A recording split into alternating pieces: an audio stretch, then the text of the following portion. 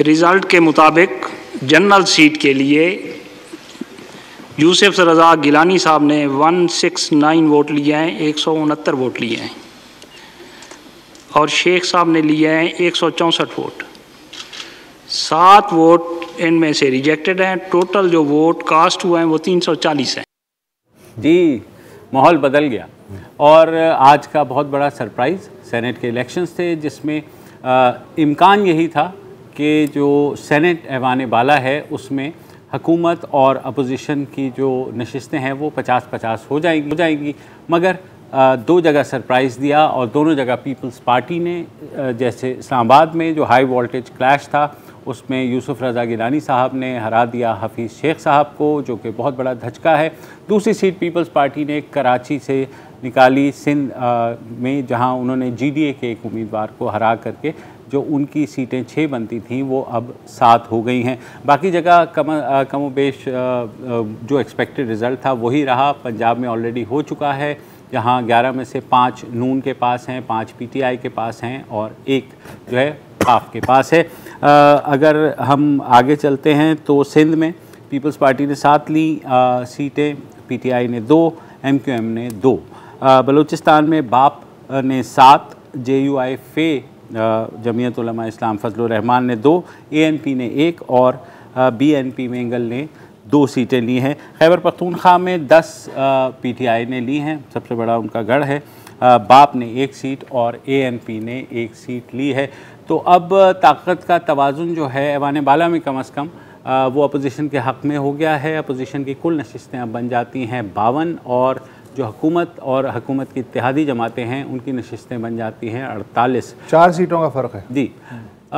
साबिक़ वज़ीर-ए-आज़म यूसुफ रज़ा गिलानी के बारे में उनकी पार्टी इंदिया दे रही है कि PDM ये फ़ैसला करेगी कि उनको चेयरमैन सेनेट के लिए वो पिच करेंगे, और जो सादिक संजरानी साहब हैं जो ख़ुद एक बड़े ज़बरदस्त माहौल में सेनेट के चेयरमैन बने थे, अब देखना ये है कि कब उनको हटा करके यूसुफ रज़ा गिलानी साहब को लाने की कोशिश होती है। हुकूमत ने इसका रिएक्शन ये दिया है। शाह महमूद कुरैशी हमरा सारे ही तकरीबन काबीना के वज़रा ने एक प्रेस कॉन्फ्रेंस की है और उन्होंने कहा है कि ये जो कुछ हुआ है इसमें गड़बड़ हुई है, पैसे चले हैं और वोट जो है उनके ख़रीदे गए हैं। सबूत ज़ाहिर है। उन्होंने इलेक्शन कमीशन से कहा है कि आप इन्वेस्टिगेट करें। अभी तक इलेक्शन कमीशन के पास कोई जवाब नहीं आया है। जो इस्लामाबाद का जो आज इंतखाब हुआ उसमें सबसे जो अजीब बात कह लें, उसमें 7 वोट रिजेक्ट हुए हैं और क़यास यही है कि सारे के सारे वोट PTI के हैं और कम से कम एक का तो हमें पता है, जो कश्मीर कमेटी के सरबराह हैं शहरियार अफरीदी साहब, वो उनका अक़दा, क्योंकि सीक्रेट बैलेट है तो हमें नहीं पता कि वो 7 वोट जो रिजेक्ट हुए किस नाम के हैं। मगर शहरियार अफरीदी साहब ने एक दरख्वास्त दी प्रिजाइडिंग ऑफिसर को कि उन्होंने अपने जो फॉर्म है उसके ऊपर टिक करने के बजाय दस्तखत कर दिए थे, जिसके बाद और वोट डाल दिया था। फिर उन्होंने कहा कि उन्हें बाद में एहसास हुआ तो उन्होंने दरख्वास्त की। दरख्वास्त भी उनकी बड़ी मज़ेदार है, अगर आप इजाज़त दें। और कहा कि जी मैं पिछले 2-3 दिनों से मेरी तबीयत काफ़ी ख़राब थी और चुनाचे मैं जो इलेक्शन की तैयारियों के लिए जो मीटिंग्स हो रही थी, पार्टी मीटिंग्स हो रही थी, उनमें मैं शिरकत नहीं कर सका। फिर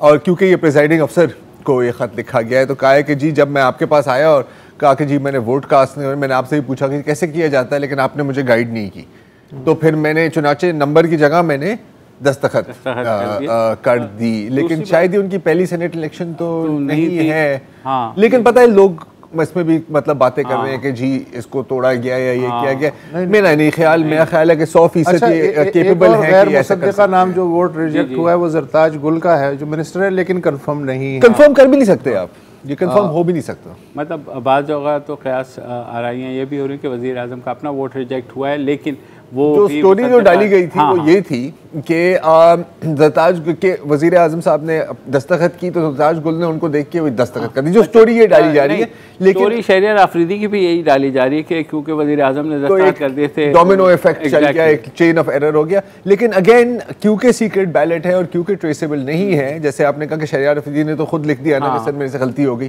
प्लीज़ मुझे दोबारा करने दें। लेकिन ये आप मतलब ये हियरसे पर ही रहेगा, स्पेकुलेशन पर ही रहेगा, आप कोई कह नहीं जाहिर है। और ये भी अब करना कि जो रिजेक्ट हुए हैं 7 वोट, अगर जाहिर है वो पड़ जाते हफीज़ शेख साहब को तो 171 हो जाते और वो गिलानी साहब को हरा देते।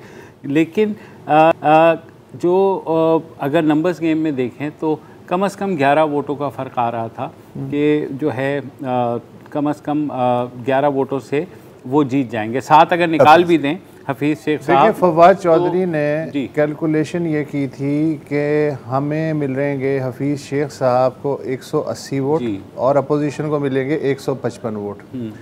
शेख रशीद ने कहा था कि हम 120% इस्लामाबाद की सीट निकाल रहे हैं। इसका मतलब है कि आज सुबह तक कम से कम इन दोनों वज़ीरों को नहीं पता था कि कितने वोट इधर से उधर हो चुके हैं, उसकी कोई भी वजह हो सकती है। दूसरा जो है, अभी मैं प्रेस कॉन्फ्रेंस देख रहा था तमाम जो वफाकी वज़रा थे उनकी, तो बेसिकली अगर मैं इसको पटवारी में इसका लुबाब दूँ इस 1 घंटे की प्रेस कॉन्फ्रेंस का, तो वो यही है जो राजा जी ने कहा था बल्दियाती इलेक्शन हार के 79 में कि कुकड़ साढ़े पाड़े ने, मिठाइयाँ साड़ियाँ चखियाँ ने, नहीं माड़े कैक चीरे ने, पर वोट किसे और को दई छोड़िया ने बगैरत इंसान। सही बात। तो ये बेसिकली उसका लुबाब था। अब यहाँ इंटरेस्टिंग बात यह है कि वज़ीर आज़म पाकिस्तान, जो पीटीआई के वज़ीर आज़म नहीं हैं, वो पाकिस्तान के वज़ीर आज़म हैं। लेकिन चलो पीटीआई चूँकि उनकी पार्टी है, उसके कायद हैं, तो उन्होंने 3 दिन पहले सारी मसरूफियात जो बतौर वज़ीर आज़म थी कैंसिल करके कमांड एंड कंट्रोल सिस्टम संभाल लिया और दर्जन के ग्रुप में MNAs जो थे उनसे मुलाकात की और उनसे रिक्वेस्ट की कि भाई आप हफीज़ शेख को कल तो आप डॉन के मुताबिक कल खाली वो 50 MNAs ठीक है। तो अब जो कुछ भी हुआ, अब एक आसान तरीका तो ये है कि जो ख़रीदार है, अगर कोई ख़रीदार है तो सारी गालियाँ उसे दो, जो बिका है उसका जिक्र ना करो, और जिसने पूरी कमांड एंड कंट्रोल संभाली थी कि मैं बैठूंगा इसलिए कि बाकी शायद दूसरे जो हैं शायद इस सिचुएशन को कंट्रोल ना कर सकें, उसके होते हुए अगर ये होता है तो जिम्मेदारी तो फिर कमांड एंड कंट्रोल संभालने वाले प्राइम मिनिस्टर पे भी जाती है। कुछ ऐसे है ना कि जब एग्जाम से 2-3 दिन पहले आप पूरे सिलेबस को कवर करने की कोशिश करें। मेरा ख्याल है कि यकीनन जहांगीर तरीन की याद आ रही है। I am totally missing Jahangir तरीन, इसलिए कि उनकी गैर मौजूदगी में ये पहला इलेक्शन था। अच्छा, अब मसला है, अब धांधली पे गुफ्तगू शुरू करें। जी धांधली, या अगर आपके पास कोई और पॉइंट है मुबशर। हाँ नहीं, मैं सिर्फ क्योंकि न्यूज़ के हवाले से ही है, तो क्योंकि वज़ीर आज़म पाकिस्तान जो है इमरान खान, उन्होंने ऐलान किया है कि वो नेशनल कौमी असम्बली से फ्रेश वोट ऑफ कॉन्फिडेंस लेंगे, जो बहुत अच्छी बात है। क्योंकि जैसे ही ये खबर आई कि हफीज़ शेख साहब हार गए हैं तो तमाम एनालिस्ट जो हैं वो ये कहने लगे कि ये हुकूमत के लिए बहुत एम्बैरेसिंग सिचुएशन है और वज़ीर आज़म को या तो अपनी हुकूमत तहलील कर देनी चाहिए या छोड़ देना चाहिए, या ये है कि एतमाद का वोट लेना चाहिए। तो एतमाद का vote is the right way. अच्छा, और उसमें क्योंकि उसमें ओपन बैलेटिंग होती है, उसमें कोई सीक्रेट बैलेटिंग नहीं होती, तो इसका मतलब है कि सबके सब सामने आ जाएंगे। इसमें एक और चीज़ भी है, सिर्फ वोट तो नहीं, लेकिन सिर्फ ओपन बैलेटिंग की बात नहीं है। इसमें आप अगेंस्ट द पार्टी लाइन भी नहीं जा सकते। हाँ, क्योंकि अगर आपने कॉन्फिडेंस वोट में आपने अपने पार्टी के खिलाफ वोट किया तो फिर ये फ्लोर क्रॉसिंग हो जाती है और फिर डिफेक्शन हो जाती है और फिर आप डिस्क्वालीफाई हो जाते हैं। तो यहाँ पर तो आपको वही, अब यहाँ पर इत्तेहादियों की गेम होगी ना। अब आपको इत्तेहादियों को खुश रखना होगा। यहाँ पर अब उनकी ईद आने वाली है, अब इत्तेहादियों की ईद आने वाली है। नहीं, एतमाद का वोट तो आसानी से ले लेंगे, इसलिए कि बकौल आपके जब खुफिया बैलेट है ही नहीं तो कोई रिस्क भी नहीं है। लेकिन ऐवान बाला की इटसेल्फ जो धचका है वो इस लिहाज से बड़ा है कि जो पूरी प्लानिंग थी हुकूमत की कि हम सेनेट में जो है वो मेजॉरिटी ले लेंगे और जो अपनी लेजिस्लेशन है वो फिर हम कुछ भी कर सकते हैं, और हमने भी यही बात की। अच्छा, इससे पहले कि हम आगे बढ़ें तो मेरा ख्याल है कि हम सबको एडमिट कर लेना चाहिए कि हम सब शौक हुए हैं। ठीक है, यूसुफ रज़ा गिलानी साहब के जीतने से कल तक मेरा ख्याल हम यही बात कर रहे हैं। कामरान खान नहीं सर, सब एंड माई सेल्फ इंक्लूडेड। मैंने तो कहा कि भाई I was not expecting। और वीडियोस आ गई थी, उसके बाद तो मैं कंफर्म था कि अब तो बस गेम ओवर है सर। और हम समेत मेरे ख्याल में वो अच्छी तजवीज़ है कि हम समेत तमाम तजियाकारों के कार्ड जो हैं वो एक हफ्ते के लिए मुअत्तल कर दिए मेरा जाए तजियाकारी से जो है ना। एक है बॉय जिसने कहा था कि सर अभी आप थोड़ा सा इतनी जल्दी एक्साइट ना हो। फाद हुसैन साहब के शो में आए थे आदिल शाहजेब, और आदिल शाहजेब से यही सवाल पूछा गया था कि ज़ाहिर और क्या मौजूद है आजकल ना, सेनेट इलेक्शंस ही हैं, तो उन्होंने कहा था कि क्लिप नहीं है हमारे पास? नहीं, मेरे ख्याल में वो अभी ब्रेक में अच्छा ब्रेक लेनी है, ब्रेक के बाद क्लिप चला दें, क्लिप चला फायदा क्या होगा, चला लेते, वक्फा ले लीजिए।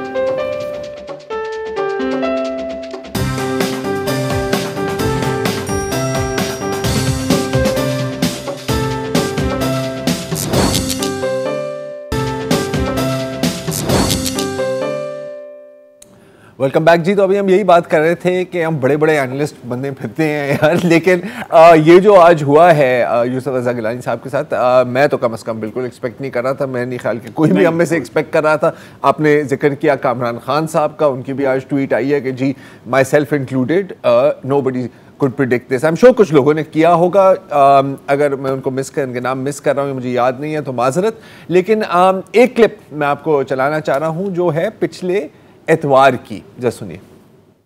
अगर फैसला यही आता है कि सीक्रेट बैलेट ही रहेगा, तो मैं इस वक्त जो मौजूदा सिचुएशन है और जिस तरह से बताया जा रहा है कि एस्टेब्लिशमेंट काफी न्यूट्रल हो चुकी है, तो मैं हफीज शेख साहब को जीतते नहीं देखता। बड़ी बात है। अच्छा अब ये जो है ना, अब सही है यार, कभी कभी बंदा एक तुक्का भी मार लेकिन देता है और तुक्का हिट हो जाती है।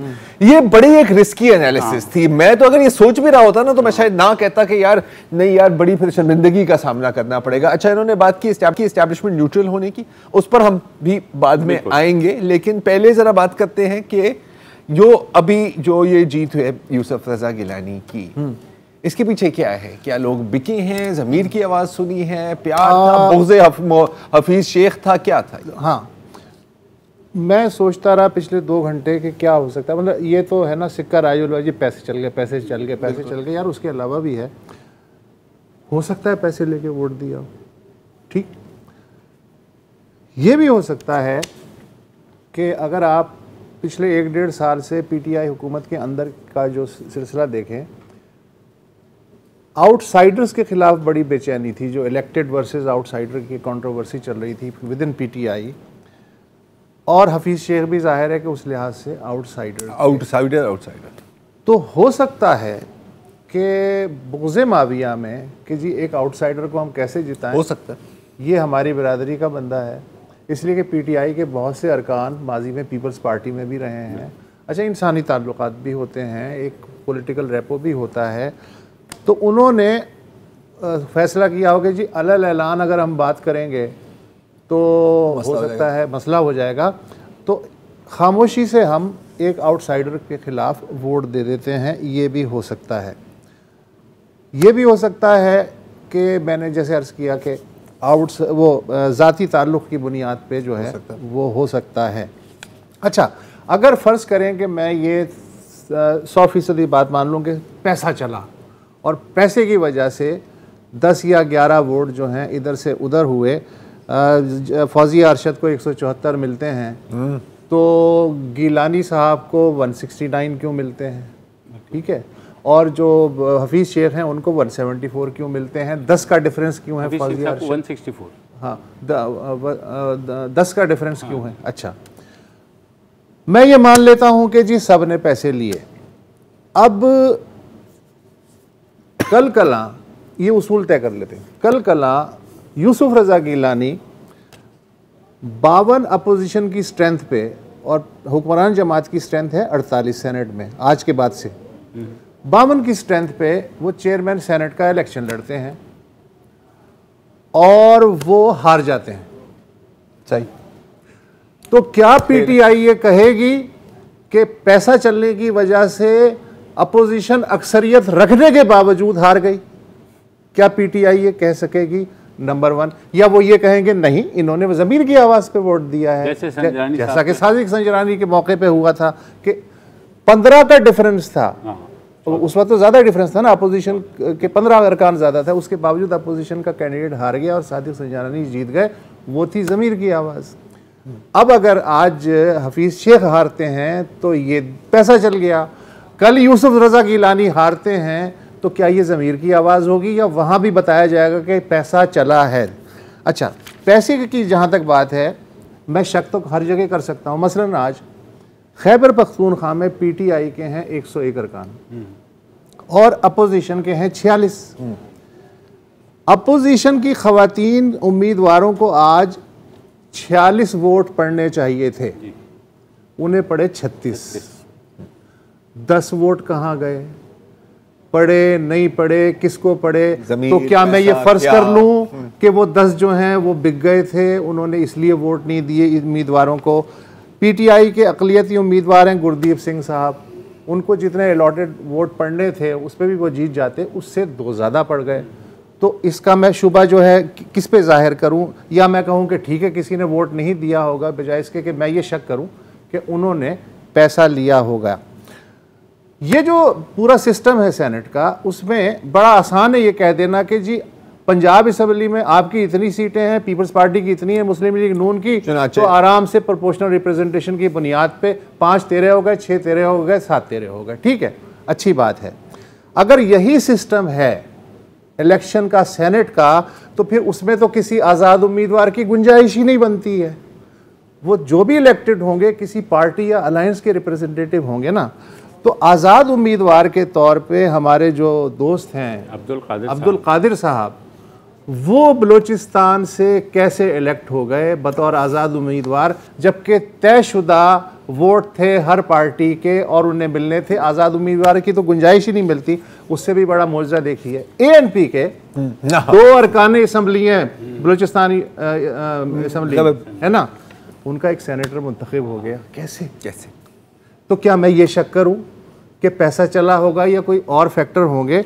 तो हमें ब्लाइंड नहीं खींचना चाहिए। अच्छा, फिर वोट खरीदने वालों पे जोर है कि जी यार ये ज़रार तुमने जो है वसतुल्लाह खान को खरीद लिया। यार मेरे बारे में भी तो कुछ कहो कि माल था तो आपने खरीदा ना। अगर मैं इनकार कर देता तो आप मुझे कैसे खरीदते? तो आज के पूरे नैरेटिव में मुझे वोट जो बिकने वाले हैं उनके बारे में कुछ नहीं कहा। फिर कहा जी कि अगर इलेक्शन कमीशन सुप्रीम कोर्ट के फैसले की रोशनी में जो वोट है वो ट्रेसेबल कर देता या उस पर कोई चिप लगा देता या कोई और सिस्टम कर देता, टेक्नोलॉजी का इस्तेमाल कर देता जिससे ट्रेसेबल होता, तो आज ये दिन ना देखना पड़ता। बात ये है प्रैक्टिकली आप चिप लगा दें इस बैलेट पेपर पे, मैं आपको वोट मुझे देना चाहिए, उसके बजाय मैं इसको मुबशिर को वोट दे देता हूँ। आप कैसे पकड़ेंगे, कैसे साबित करेंगे कि मैंने पैसे लेके मुबशिर को वोट दिया है? मेरा मौक़िफ़ तो ये है कि चूंकि इसमें आज़ादी है, फ्लोर क्रॉसिंग की शिक लागू नहीं होती, लिहाजा मैंने अपने ज़मीर की आवाज़ पे वोट दिया है। अब आप कहें कि जी आपको पहले खुल के बताना चाहिए था, तो भैया मेरी मर्जी, मैंने नहीं बताया, लेकिन आप मुझे किसी और को वोट देने से कतगन तो नहीं कर सकते। तो ये जो सूरत हाल है ये अजीब व गरीब है कि कल अगर इसी तरह की सूरत हाल हुई तो किस तरह फेस की जाएगी। शाह महमूद कुरैशी आज वो प्रेस कॉन्फ्रेंस लीड कर रहे थे। यार मैं शहबाज गुल से एक्सपेक्ट कर सकता हूँ, मैं फिरदौस आशिक अवान से एक्सपेक्ट कर सकता हूँ, लेकिन ये जो ज़बान शाह महमूद कुरैशी ने बोली, मुझे उस पर इसलिए हैरत है कि वो कह रहे थे कि ये यजीदी क़ुव्वतों की वक्ती कामयाबी है, हक़ व बातिल की जंग है। शाह महमूद कुरैशी साहब PDM की जो जमात है मुस्लिम लीग नवाज़, उसके सूबाई वज़ीर ख़जाना रह चुके हैं। पीपल्स पार्टी जो PDM की जमात है उसके वज़ीर ख़ारजा रह चुके हैं और अब उसमें हैं। तो मैं क्या समझूं आपके बारे में कि उससे कल आप क्या आपसे बेहतर फिर बातिल को कौन जानता है? तो ये चीज़ें, ये याददाश्त जो है ये आदमी को बिल्कुल ब्लैंक नहीं करनी चाहिए थी। हफीज़ शेख का मुझे ये जेस्चर बहुत अच्छा लगा कि उन्होंने नताइज के बाद यूसुफ रज़ा गिलानी और उनका जो फुटेज था कि साथ चल रहे हैं। यही होना चाहिए सियासत में, महज़ब सियासत में। और हफीज़ शेख को मुझे इसलिए भी खुशी हुई कि उन्होंने याद रखा कि वो यूसुफ रज़ा गिलानी के वज़ीर ख़जाना रह चुके हैं और उन्होंने याद रखा कि वो उससे पहले पीपल्स पार्टी के टिकट पे 2 दफ़ा सेनेट के मेंबर भी रह चुके हैं और 1 दफ़ा मुशर्रफ दौर में भी रह चुके हैं। तो ये जो वज़ादारियाँ हैं ये हमें देखने को मिलनी चाहिए। अगर आप सियासत में अखलाकियात लाना चाहते हैं तो तो फिर लैंग्वेज और वज़ादारियाँ जो हैं उन पे भी तवज्जो। लेकिन मसला यही है ना सर, जिसको शूट कर रहा होता है ना वो एक्सप्लॉइट को उस वक्त डिफेंड करता है, और यही चीज़ ये कारमा जो है बार बार वही होता है कि यही चीज़ लौट के बूमरैंग होके जब आपके ऊपर आती है तो आप चिल्लाना शुरू कर देते हैं कि यार धांधली हो गई। नहीं, हम हारे तो धांधली, हम जीते तो जमहूरियत, तकरीबन यही होता है। मैं बाई इलेक्शंस की बात कर रहा हूँ, यहाँ पे ऐसा ही होता है। एक वक्फा लेते हैं सर, वक्फा लेते हैं वक्फे बाद।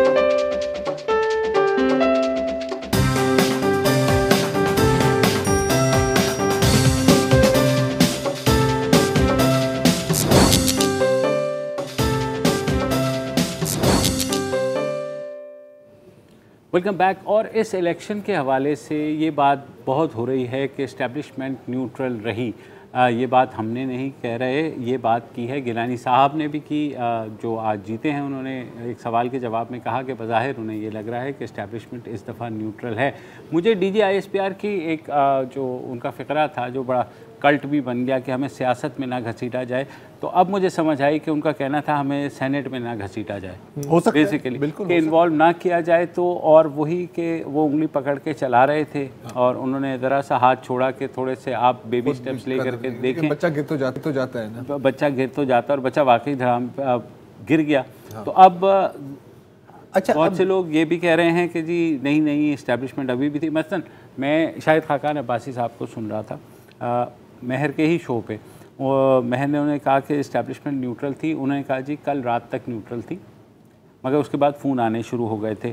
और उनका जरदारी साहब ने भी ये बात की हामिद मीर के शो पे, उन्होंने कहा कि कम से कम हमें उम्मीद थी कि 20 वोटों से गिलानी साहब जीतेंगे। और इन्होंने भी ये कहा कि उनका भी अंदाज़ा ये था कि 30-35 लोग उन्हें वोट देंगे, लेकिन बहुत से लोगों को इस्टेब्लिशमेंट का फ़ोन गया, जिसके बाद जो है वो लास्ट मिनट पे विड्रॉ कर गए। अब वॉट जो भी है वो उनका क्लेम है, लेकिन जाहिर है साबिक वज़ीर आज़म रहे हैं तो आप उनको नहीं, आप सही है, ठीक है। अच्छा देखो, मुख्तलिफ जगहों से अब यहाँ पर ना नाज़रीन हम थियरिस्तान में दाखिल होते हैं, ठीक है, क्योंकि अब हमें फाल निकालने हैं और इन मामलात में आप ये ही कर सकते हैं और आपके पास चॉइस नहीं है। नजूमियों की तरह कभी-कभी सच भी साबित हो जाती है। एक खबर जिसका मीडिया में तस्करा भी हुआ जो कराची के हवाले से थी कि जो PTI वाले यहाँ लोकल लीडरशिप थी, वो जो ग्रे MPs थे उनको लेकर के गए डिफेंस में। एक जी आपने कल भी बात की थी कि वहाँ उन्हें मिलवाया और उनकी तरफ से उन्हें कहलवाया गया। अब आप उसको जो मर्जी कह लें कि वो अब इसको आप दो अप्रोच किया, अब इसको आप दो तरीकों से भी देख सकते हैं, ठीक है। देखो लास्ट मिनट पे हरकत में आना, ठीक है। अब जैसे अगर हम जो शाहिद खाकान अब्बासी की शाहिद खाकान अब्बासी, अगर हम शाहिद खाकान अब्बासी साहब की बात मान लेते हैं 100% ऐसा ही हुआ है, तो इसका मतलब है कि सर नहीं, आप जीत सकते हैं लेकिन बहुत ज़्यादा ना जीतें, ठीक है, और ज़्यादा चौड़े ना हो। और फिर इसको आप उल्टा करके आप इमरान खान साहब की तरफ भी आप कर सकते हैं कि सर आप हारेंगे आप, लेकिन अब you will have power but not absolute power. ये एक अगेन ये सारी थियोरीज हैं।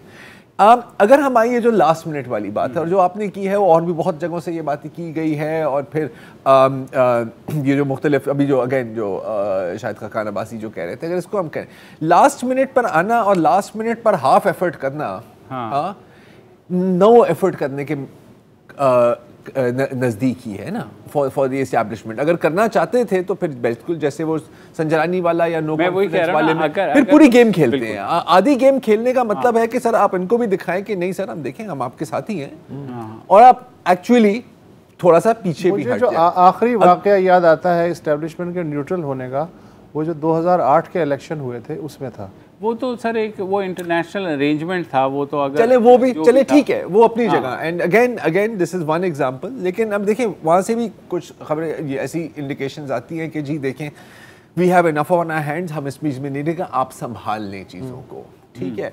जो ओवरवेलमिंग, अब अगेन हम इस थ्योरी को आगे ले जा रहे हैं कि अगर ऐसा किया है तो क्यों किया है। जाहिर है ये तो नहीं शायद चाहते होंगे कि हुकूमत ही चली जाए या so on and so forth, लेकिन मेरा ख्याल है कि शायद वो चाहते हैं कि हुकूमत के रवैये में थोड़ा सा फ़र्क आए, ठीक है। अब अपोजिशन ने भी दिखा दिया है कि सर हम ये कर सकते हैं। जैसे किया है कैसे किया है वो एक अलग बात है। According to the rules of the game जीत है, जीत गए इसमें, ऑपोजिशन ने भी दिखा दिया, खान साहब ने भी अपना दिखा दिया कि जी I will still go after you. एक छोटी सी विंडो खुलती है कि आप अभी भी अगर आप चाहो, मुझे पता कि ऐसा नहीं होने वाला, आप बैठकर बात कर सकते हैं, क्योंकि जो पाकिस्तान के मसाइल हैं अनफॉर्चुनेटली वो कोई एक पार्टी सॉल्व नहीं कर सकती। आपको मिलकर अच्छा, अगर मैं तुम लोगों की ये थ्योरी मान लूं कि अपोजिशन ऐसी एक, मैं तो ऐसी एस्टेब्लिशमेंट जो है वो इस दफ़ा न्यूट्रल रही है, और सब अक्सर लोग कह भी रहे हैं कि शायद ऐसा ही लग रहा है, there is no free lunch. मसला ये है कि पीडीएम का जो एग्रेसिव स्टैंस था कि डायरेक्ट नाम ले लेके, तो इसका एक ही तरीका था कि कुछ ऐसा किया जाए कि भाई ये आप लोग आपस में निपटें, हम हाथ हल्का रख रहे हैं, ये आप आपस में तय कर लें। तो एक तरह से वो जो पीडीएम की तरफ से जो प्रेशर पड़ा था या उसका जो डाइवर्ट करना है, वो भी एक मकसद हो सकता है, बिल्कुल हो सकता है। उन्होंने एक नर्म रवैये, मैं आपके पॉइंट को सपोर्ट भी कर सकता हूँ। एक और चीज़ से आप पहले मेरा ये ख्याल है कि शायद इस्टेब्लिशमेंट ये भी नहीं चाहती कि इमरान खान इतने पावरफुल हो जाए। वही मैं कह रहा हूँ ना, you can have power but not absolute, क्योंकि देखें न्यूमेरिकली तो हो नहीं सकते। इस वक्त रियासत का फोकस है मईशत के ऊपर, वही, और बदकिस्मती से मईशत के ऊपर फोकस नहीं है। और जाहिर है आवाज़ें जो उठ रही हैं, जो हम देख रहे हैं महंगाई के हवाले से, वो पूरे मुल्क में उठ रही हैं, बिल्कुल उठ रही हैं, और बहुत ज़्यादा आवाज़ें उठ रही हैं। और जाहिर है फिर बात सिलेक्टर्स पे आ जाती है, लोग कहते हैं कि देखें आप लेके आए थे तो अब आप बिल्कुल जो कुछ भी हो रहा है। और जाहिर है कोई ईजी सलूशन नहीं है मईशत का इस वक्त। अगर पीपल्स पार्टी भी आ जाए या नून लीग भी आ जाए, मेरा नहीं ख्याल उन्हें भी 5 साल अगले लग जाएंगे। नहीं, वो तो है, लेकिन अगेन देखें, अगेन मईशत को सही करने के लिए एक तरह से आपको पॉलिटिकल टेम्परेचर को भी लोअर करना है, क्योंकि आपको कुछ ऐसी डिसीजन लेनी है जो आप कंसेंसस के साथ ही ले सकते हैं। अगर इस तरह के दिन तो vis-a-vis establishment political temperature lower तो हुआ है। Okay, and now coming back to आपने जो भी बात की पीडीएम के बयानिए की, और अब thank you for saying that, ये पॉइंट मैं बिल्कुल भूल गया था। पीडीएम का एक बयानिया नहीं था ना, पीडीएम के तो 2 थे। एक है नवाज शरीफ का, मियां नवाज शरीफ का हॉकिश, मरियम नवाज शरीफ का हॉकिश, डायरेक्ट हिट करो। इमरान खान पे तो हमने बात ही नहीं करनी, हमने डायरेक्ट हिट करनी है सिलेक्टर्स पर, डायरेक्ट हिट करनी है हमने एस्टैब्लिशमेंट पर। और उसके साथ साथ फिर ये था कि हम इस्तीफे देंगे, हम रोडों पर निकलेंगे, हम ये करेंगे वो करेंगे। इसका डिसेंटिंग ओपिनियन, डिसेंटिंग नोट किसका था इसमें पीडीएम में?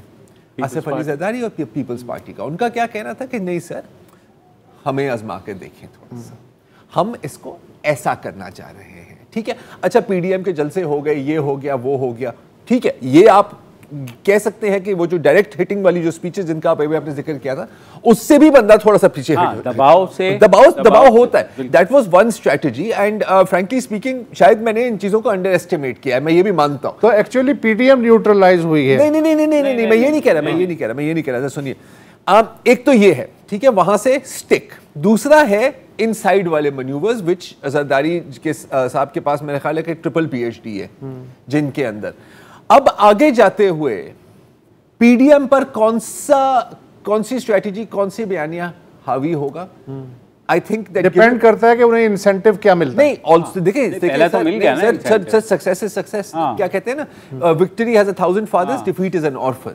अभी जब इनकी मीटिंग होगी, जब ये बैठेंगे, बात करेंगे, और आने वाले दिनों का के जो भी इनका लायामल है वो डिसाइड करेंगे, आपका क्या ख्याल है कि जरदारी की आवाज, जब जरदारी बोलेगा तो सब यूं नहीं बैठेंगे कि सर जी सर आप बताएं, सर आप बताएं, अगला स्टेप क्या होना चाहिए। तो they will now punch above their wait.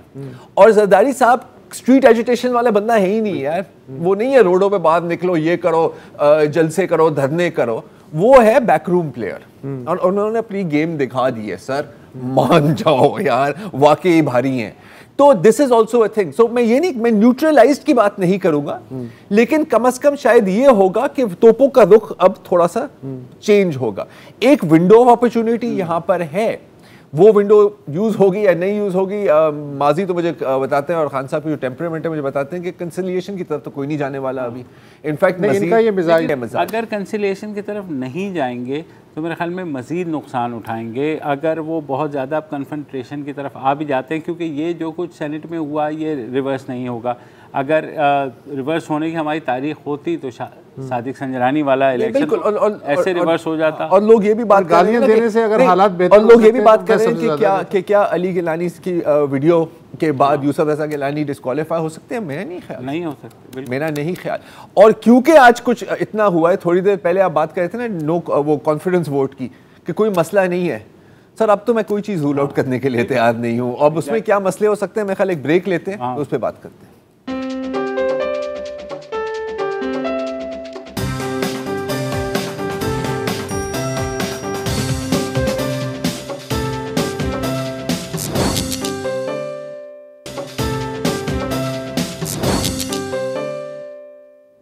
Welcome back. और सेनेट के धचके के बाद यही उम्मीद की जा रही थी कि रिएक्शन आएगा, और मेरे ख्याल में वज़ीर आज़म इमरान खान ने बहुत सही फ़ैसला लिया कि उन्होंने कहा कि वो फ्रेश वोट ऑफ कॉन्फिडेंस लेंगे नेशनल असम्बली के, और समरी जो है भिजवा दी जाएगी होपफुली नेक्स्ट वीक या वीक आफ्टर जो है वो हम देखेंगे ये वोट होगा। अब इसका मतलब क्या है? इसका मतलब ये है कि ज़ाहिर है वज़ीर आज़म रिएक्ट करेंगे एग्रेसिवली, जो उनका स्पोर्ट्समैन वाला स्टाइल है कि वो मुकाबला करेंगे।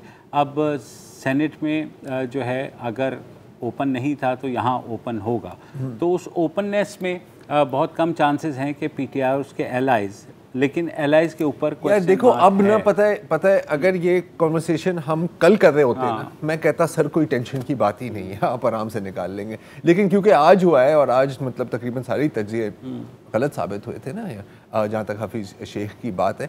अब अगर हम इसकी पॉसिबिलिटी डिस्कस करें तो एक सिनेरियो बनता है आपके सामने कि, और ये है कि अगर फॉर एग्जांपल एस्टैब्लिशमेंट ने कोई बहुत ही सख्त किस्म का सबक सिखाना है, हाँ कि सर नहीं आपने हटना ही है, तो आपको जीडीए को गायब करना है, आपने काफ लीग को गायब करना है, और आपने एमक्यूएम को गायब करना है। जो थर्ड जो है ऑप्शन वो इतना कोई मुश्किल नहीं है, ठीक है, पहले भी हमने देखी है ये चीज़ें।